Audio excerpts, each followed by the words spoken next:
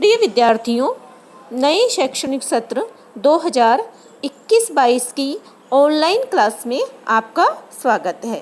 मैं डॉक्टर शीतल मीना, सह आचार्य राजनीति शास्त्र, बाबू शोभाराम राजकीय कला महाविद्यालय अलवर। विद्यार्थियों, आज के इस वीडियो में हम BA पार्ट सेकंड का फर्स्ट पेपर प्रमुख राज व्यवस्थाएं के बारे में अध्ययन करेंगे। यानी इस पेपर के बारे में यह एक परिचयात्मक जो है अपना वीडियो है।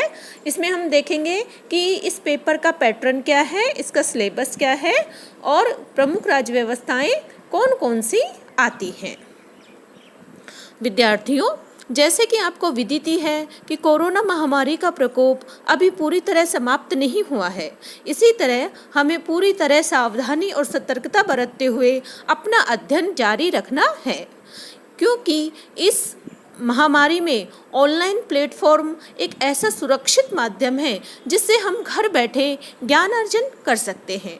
तो मुझे आशा है कि पिछले वर्ष की भांति इस वर्ष भी आप धैर्य से अपना अध्ययन जारी रखेंगे और इस महामारी से जो हमारे उबरने में जो हमारे प्रयास हैं उनको गति मिल सकेगी। विद्यार्थियों, अब हम हमारे आते हैं पेपर पर, जो कि उसका नाम है प्रमुख राजनीतिक व्यवस्थाएं। विद्यार्थियों, यह पेपर BA भाग द्वितीय का प्रथम प्रश्न पत्र के अंतर्गत आता है। इसमें 3 खंड हैं, है ना।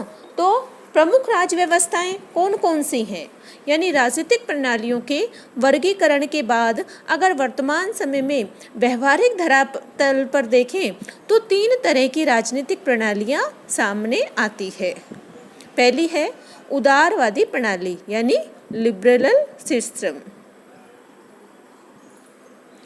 इस प्रणाली के अंतर्गत संयुक्त राज्य अमेरिका, ग्रेट ब्रिटेन की राजनीतिक प्रणाली को रखा जा सकता है, जहां पूंजीवादी व्यवस्था को बढ़ावा दिया जाता है।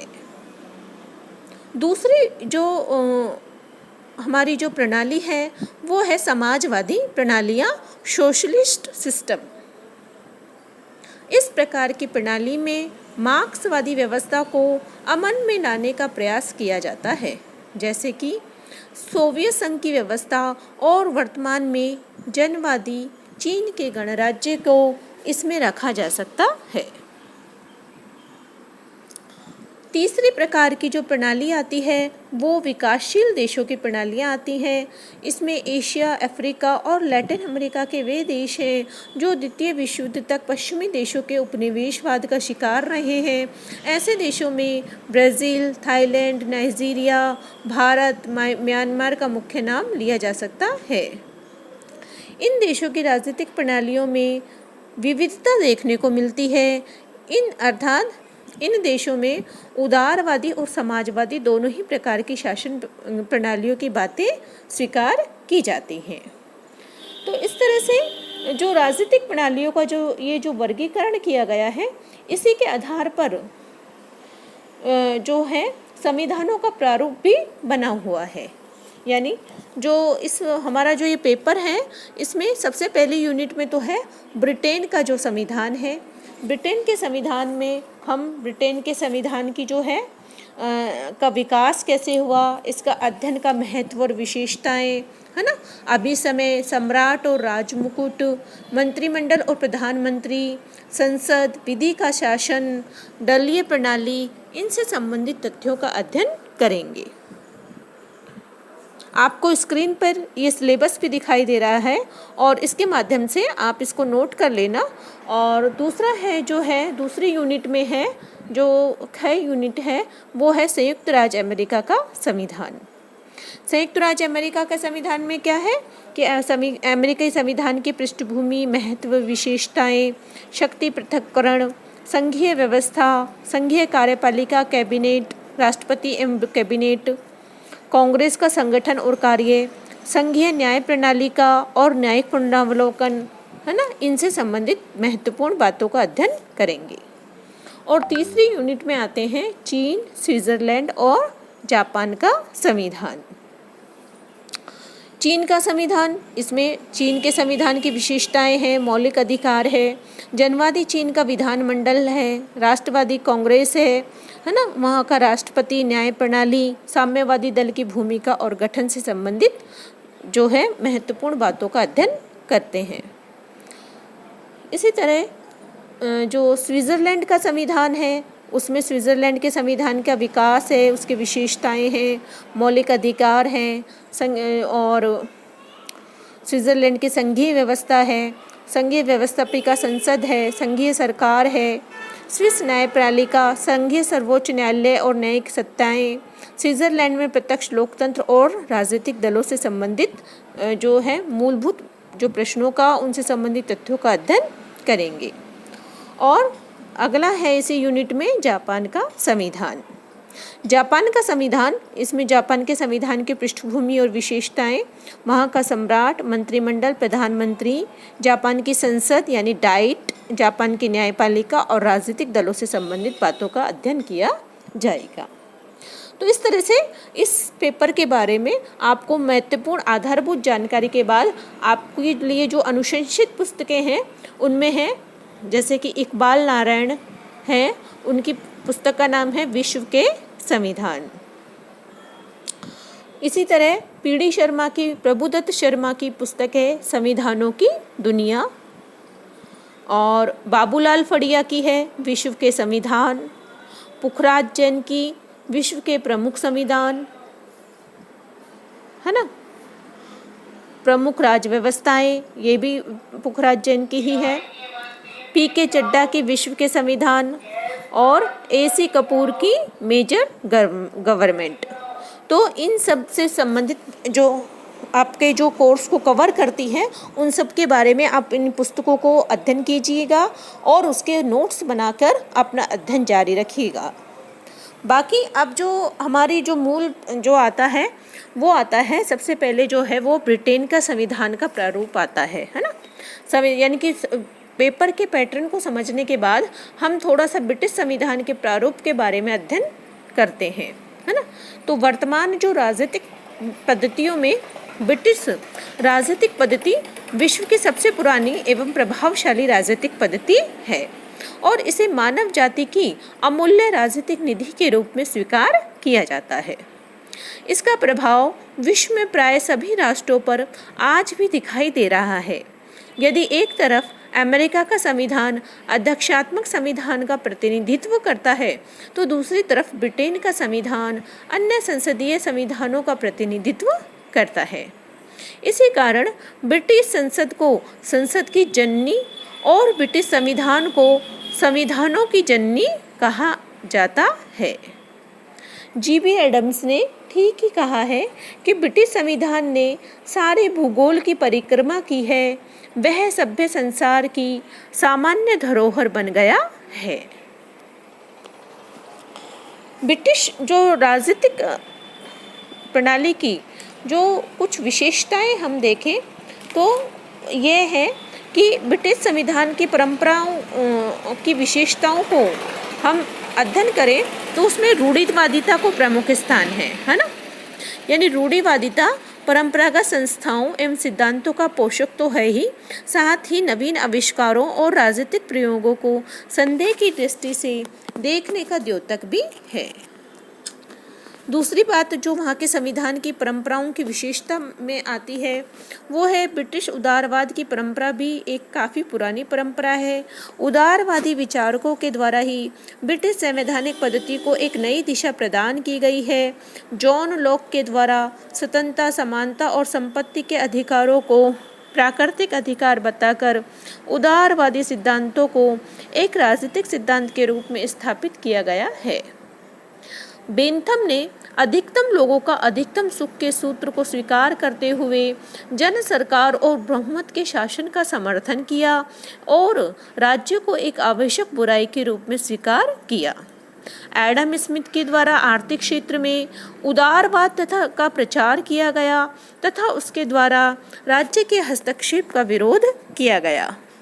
इसके परिणाम स्वरूप रूढ़िवादिता और उदारवाद के बीच सामंजस्य स्थापित किया गया। जिसके साथ ही ब्रिटिश संवैधानिक पद्धति के रूप और प्रकृति में संशोधन किए गए। समाजवाद का भी ब्रिटिश राजनीतिक परंपरा में महत्वपूर्ण स्थान है ना। 19वीं सदी के अंतिम चरण में आर्थिक समस्याओं के समाधान हेतु समाजवाद का प्रचार प्रसार हुआ। ब्रिटेन में राजनीतिक पद्धति की एक जो प्रमुख विशेषता है वो है प्रजातंत्र के साथ साथ सामंती व्यवस्था भी यहाँ पर कायम है। ब्रिटिश संसद के उच्च सदन लॉर्ड सभा का गठन सामंतीवादी प्रवृत्तियों के आधार पर ही होता है। आ रहा है समझ में? ये सब जो है ब्रिटिश राजनीतिक परंपरा की विशेषताएं हैं। ये संविधान की विशेषताएं नहीं है, बल्कि वहाँ की जो पॉलिटिक सिस्टम है उसमें जो परंपरा के जो हमें लक्षण दिखाई देते हैं उनके बारे में हम अध्ययन कर रहे हैं। ब्रिटिश की जो प्रजातांत्रिक एवं प्रतिनिधिमूलक शासन व्यवस्था भी ब्रिटिश राजनीतिक परंपरा की एक विशेषता है। जनता के द्वारा निर्वाचित प्रतिनिधियों के द्वारा ही वास्तविक शासन प्रणाली का संचालन किया जाता है। ब्रिटिश की राजनीतिक परंपरा की एक प्रमुख विशेषता ब्रिटेन के प्रतिनिधिमूलक और प्रजातांत्रिक सरकार की स्थापना के बाद भी राजतंत्र जीवित है। ब्रिटेन में राजा यानी सम्राट का पद आज भी बना हुआ है।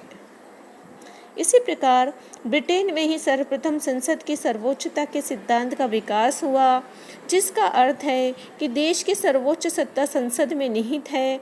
संसद द्वारा बनाए गए कानूनों को किसी न्यायालय में चुनौती नहीं दी जा सकती है। ब्रिटिश शासन राजनीतिक परंपरा की एक प्रमुख विशेषता यह है कि यहाँ शुरू से ही एक द्विदलीय व्यवस्था रही है। वर्तमान में अभी भी इंग्लैंड में दो ही दल, अनुदार दल और मजदूर दल प्रमुख है। तो इस तरह से हमने ब्रिटिश राजनीतिक प्रणाली के जो प्रमुख विशेषताएं हैं, मतलब राजनीतिक प्रणाली में जो परंपरागत तत्व हैं, जो परंपरा की विशेषताएं हैं, उन पर चर्चा की। अब हम देखते हैं कि ब्रिटिश संविधान के प्रमुख स्रोत कौन कौन से हैं, है ना। तो ब्रिटिश संविधान का जो सबसे पहला स्रोत प्रसिद्ध संवैधानिक घटनाएं हैं। इनके अंतर्गत वे लेख या समझौते आते हैं जो विपत्ति के समय राजा तथा प्रजा के बीच हुए थे। वह है महान आज्ञा पत्र यानी मैग्ना कार्टा 1215 ईस्वी में, अधिकारों का प्रार्थना पत्र 1628 ईस्वी में एवं अधिकार पत्र 1689 ईस्वी में जो बनाए गए थे। इसी तरह परिनियम के अंतर्गत वे अधिनियम और परिनियम भी आते हैं जिन्हें ब्रिटिश संसद ने समय समय पर सरकार के संगठन, अधिकार तथा कार्यकारण के परिवर्तन के उद्देश्य से पारित किया। इन नियमों और परिनियमों के प्रमुख हैं न्यायिक अधिनियम, सार्वजनिक व्यवस्था तथा शांति अधिनियम, बंदी प्रत्यक्षणी अधिनियम, स्थानीय शासन अधिनियम, आयरिश सरकार अधिनियम, समझौते का अधिनियम, जन प्रतिनिधित्व अधिनियम, स्कॉटलैंड के संयोग का अधिनियम, संसदीय अधिनियम, म्यूनिसिपल कॉरपोरेशन अधिनियम, राजा के मंत्रियों का अधिनियम, आयरलैंड के साथ संयोग का अधिनियम और सुधार अधिनियम। तो ये सब अधिनियम भी ब्रिटिश संसद ने जो समय समय पर पारित किए संविधान के स्रोत के रूप में माने जाते हैं। सामान्य विधि ब्रिटिश शासन का एक सहायक तत्व है। सामान्य विधि वह विधि है जिसके द्वारा शासन की शक्तियाँ, कार्यों तथा कार्य पद्धतियों को नियमित एवं नियंत्रित किया जाता है। सामान्य विधि का निर्माण संसद के द्वारा नहीं हुआ है, बल्कि यह रीति रिवाजों एवं परंपराओं के आधार पर विकसित हुई है। ब्रिटिश संविधान के स्रोत के अंतर्गत न्यायालयों के निर्णय भी आते हैं। वे निर्णय न्यायिक निर्णय कहलाते हैं जिन्होंने न्यायाधीशों के चार्टर एवं अधिनियमों की व्याख्या करते हुए दिए हैं। ब्रिटिश संविधान के स्रोतों में संवैधानिक परंपराएं भी महत्वपूर्ण हैं। संवैधानिक परंपराएं में वे रीति रिवाज, समझौते, स्वभाव तथा व्यवहार हैं जो हालांकि लिखित कानून के क्षेत्र से बाहर है तथा न्यायालयों के द्वारा कार्यान्वित नहीं कराए जा सकते हैं, फिर भी कानून की तरह पवित्र एवं मान्य हैं। तो इस तरह से ये जो हमारे अधिनियम और न्यायिक निर्णय, समझौते, परंपराएं, ये सब ब्रिटिश संविधान के स्रोत का कार्य करते हैं। तो आज के इस वीडियो में हम इतने ही अध्ययन करेंगे। यह जो वीडियो है आपको राजनीति विज्ञान का बीए भाग द्वितीय के फर्स्ट पेपर का परिचयात्मक जो है वर्णन प्रस्तुत करता है। साथ ही जो अब हम हमारे जो अगले वीडियो होगा उसमें हम ब्रिटेन का संविधान सबसे पहले ले रहे हैं, तो उसमें ब्रिटेन के संविधान की विशेषताओं के बारे में अध्ययन करेंगे। धन्यवाद।